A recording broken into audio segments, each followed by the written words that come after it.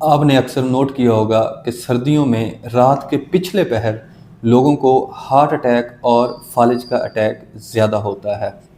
उसकी बुनियादी एक वजह यह है कि सर्दियों में रातें जो हैं वो काफ़ी लंबी होती हैं और हम नॉर्मली 6, 7, 8 बजे हम बिस्तर पे चले जाते हैं और तकरीबन 12 घंटों के लिए हम बिस्तर के ऊपर होते हैं।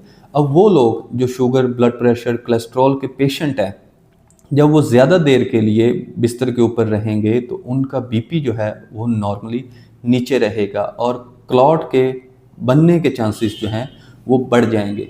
ऐसे पेशेंट रात को अगर उनको उठना पड़ता है तो वो उठेंगे अगर, और उनका ब्लड प्रेशर अचानक से शूट करेगा और अगर कहीं क्लॉट पड़ा है तो वो रप्चर करेगा और वो जाके हार्ट अटैक या फालिज कर सकता है। तो नॉर्मली सर्दियों में ब्लड प्रेशर की दवाई आप दिन को लें। अगर आप रात में दवाई ले रहे हैं तो कोशिश करें कि आप रात को कोई दूध या पानी जो है वो पी के सोएं, कि रात को आपको 2 या 3 बार उठना पड़े। जब आप उठेंगे, रूटीन में उठेंगे, तो आपका बीपी ऊपर गया करेगा, जिसकी वजह से आपके जो अगर कहीं क्लॉट है तो वो रिमूव हो जाएगा ब्लड प्रेशर ऊपर जाने की वजह से, और आपके उसके हार्ट अटैक और फालिज के चांसेस जो हैं वो मिनिमम हो जाएंगे। बहुत शुक्रिया।